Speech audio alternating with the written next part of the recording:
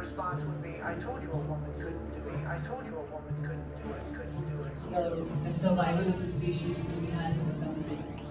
Emphasize, don't become a victim. Right, so it's almost like the good person doing nothing is almost like complicit. Focus on your genius. We can't wait for it to come from here. It's got to start with us. I really think it's how we raise up our children. What can those of us who enjoy privilege and don't even recognize it, what do you recommend that we be doing and paying attention to in order to help make this change that needs to come? You have to be the change in your life. You have to be the person that's determined. You have to be the one to go after whatever your prize is, and don't let anything get in your way. I can be anything I want to be, I want to be, I want to be. Today we have a very special guest here, beginning on the far left with Jean Castor, former Tampa Chief of Police.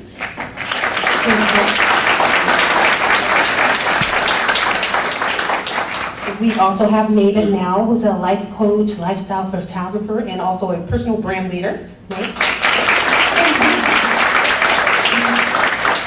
Additionally, sitting next to her is Sally Osmond. She's our cybersecurity and risk strategy advisor and member of the Board of Women Executive Leadership. We also have Elizabeth Turner, who's VP Digital Marketing at Bayshore Solutions. And then last but not least, we have our very own Sharon McNeil as VP of Sales and Retention.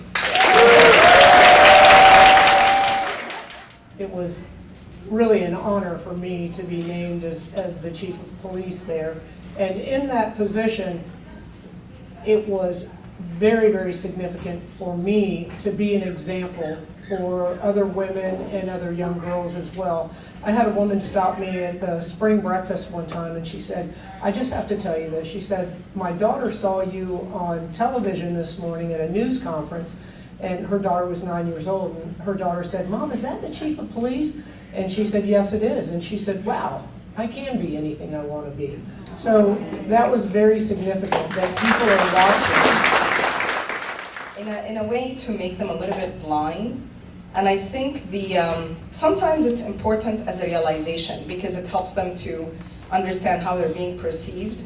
At least for me, where I had more of a diverse and global people. So, and I'm sure Wipro is very diverse too, and global company as Wipro. The way a female talks in certain societies may be translated completely differently than what's intended.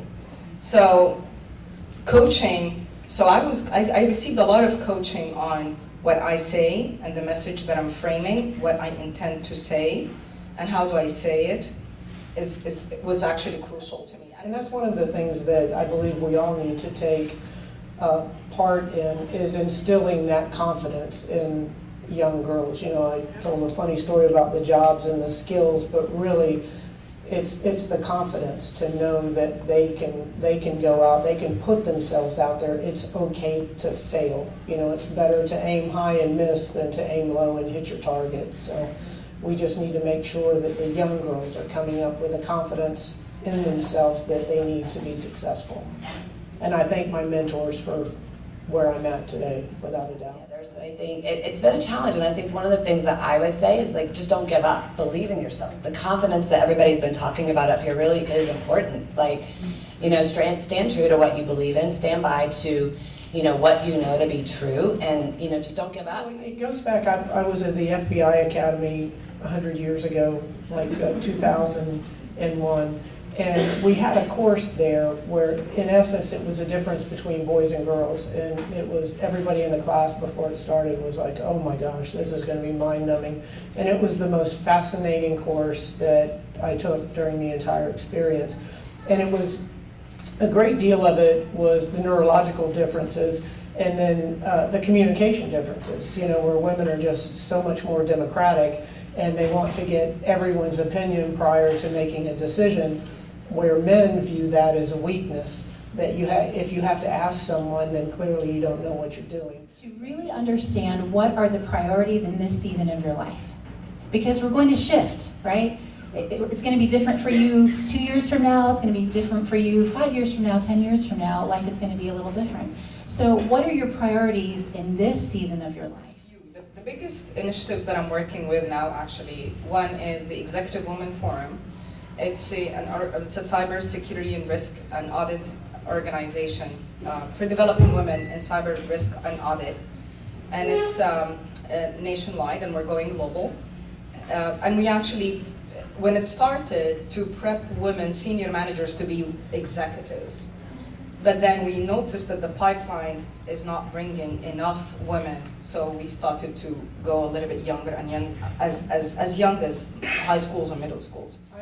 I had somebody ask me one time, did you ever feel discriminated against? And I've been the only woman in the room plenty of times. And you'll say something, you'll have an idea, and everybody's like, well, whatever. And then they'll go around, and then somebody else, a man, says it, and they say the same thing, and it's like, oh my God, that's brilliant. And you're like, and then I saw a commercial on it where an underling said something, and they're like, yeah, and they go around to the boss, and he said the same thing, but he did the hand chop. And so I found out that was a significance to it. You had to emphasize it with the hand chop. When you change the way you look at things, the things you look at change. And that is the biggest significant piece. It's the perspective that we have. And one of my visits to Aswan, a city in south of Egypt, I found out that tourism is really in the decline, and the women are not able to sustain a living. And I noticed the sad part is that actually we had a lot of families migrate, the men would migrate to Saudi Arabia, Europe, Australia, whatever, so that they could feed their families, and then the women are stuck behind, not able to produce. So we started an initiative there to economically empower the women, and bringing back the small businesses and hand and crafts. The tailors are tailoring back, the making bags, they're making jewelry. And I think that empowering women economically was, in my opinion, an important segue to help them with their confidence and able to stand on their feet and feed their families. Yeah, I think this Me Too movement is fantastic. I know that, probably a lot of controversy, but I think that is giving voice to women and really the differences, because there are differences, and difference doesn't necessarily mean right or wrong. I got into a conversation with a male staff member. We were riding along in a car, and fortunately he was driving because I would have crashed the car after this, but we started talking about sexual battery, and at the same time that he said they were over-reported, I said how woefully underreported they were, and it was just the viewpoint. You tell your son, please do this. Like, no, why do I have to do it? And he gives you a hard time. Then you look at your daughter like, okay, come on, honey, please take care of that. Right. Oh yeah, don't worry about it, Mommy, I'll take care of it. No, everyone is responsible for their own actions. How can we as men who sit here and say, hey, we're not part of the problem, we're the good guys, how do we change that? How do we advocate for women? I want to thank you, all of you, for coming and sharing the message, because I think that this is kind of the answer, right? More discussion about this, more examples and sharing of experiences. But I want to ask you this question. We hear mostly about what women can and should do to stand stronger, right? To advocate for themselves, to not be pushed down. And that's all the right message. I don't disagree with that at all. What we don't hear enough of, and I say this not just about women, but about racial injustice, all of these, these minority movements, minority classes. What can those among us who are gender privileged or racially privileged, we have a part in this, right? There's women, minorities are not going to solve their own challenges on their own. What can those of us who enjoy privilege and don't even recognize it, what do you recommend that we be doing and paying attention to in order to help make this change that needs to come? Hello, my name is Margot. I'm a millennial. As a millennial, I think it's inspiring everything that's been said today, all the questions that have been asked. I think it's great that you have to start at a micro level, but first you have to start with yourself. Starting as someone so young and IT, male dominated, how can I find a mentor? Because I have a wonderful mother, I have a great support system, but how can I develop my IT skills to be better as an employee and hopefully as a leader one day? That's great. Yeah, yes, I do intend to run for mayor of the city of Tampa.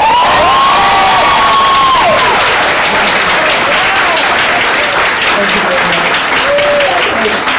You know, his quote was, "Knowledge is critical to understanding, and understanding should always precede judgment."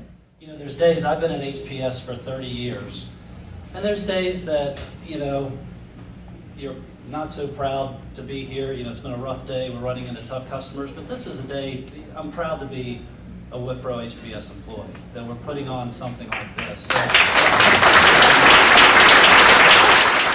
one thing I learned, I think the most important message is, it's not just a woman's issue. This is all of our issues, and I think as males in our company, this is the fight we should all be taking on, right? And so some things that you may not know that I've been asked to speak just briefly about is that Wipro really does have a strong history in fighting diversity in the workplace.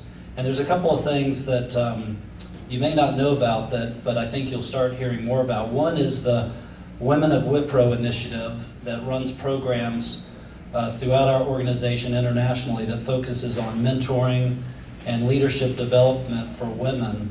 And it's viewed as leading edge, not just in our industry, but really globally, over all industries.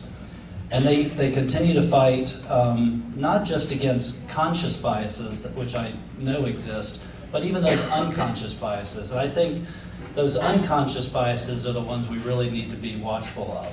And that's really where I learned a lot today, and I want to be cognizant of that.